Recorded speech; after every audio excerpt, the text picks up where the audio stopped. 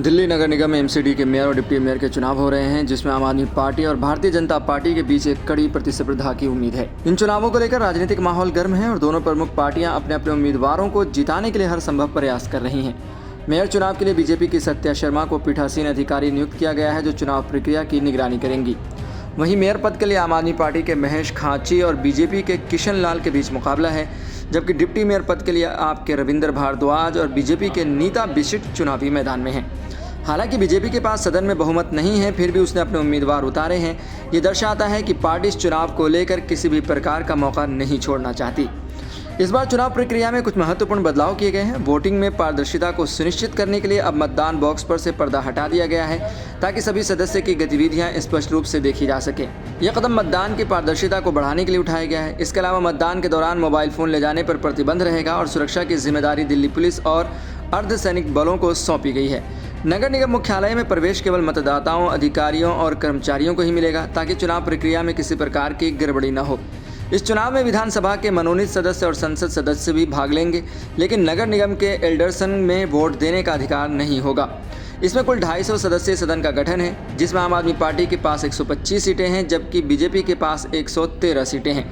कांग्रेस के पास 8 और 3 निर्दलीय सदस्य भी सदन का हिस्सा हैं।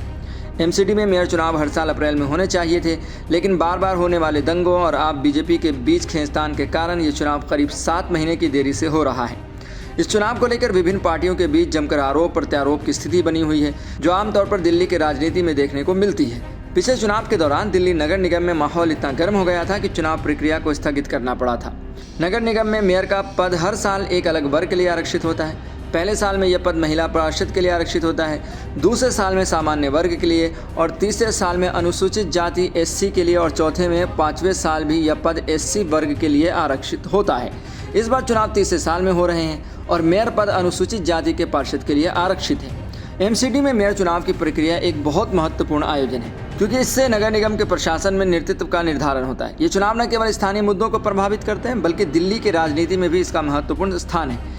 आम आदमी पार्टी ने पहले ही एमसीडी में अपनी बहुमत की स्थिति को मजबूत किया है और अब ये तीसरा मेयर चुनाव है जब पार्टी के पास बहुमत होने के बावजूद चुनाव में एक नई चुनौती का सामना करना पड़ रहा है, जहां एक और आम आदमी पार्टी अपने 125 सीटों के आधार पर इस चुनाव में मजबूत स्थिति में दिख रही है।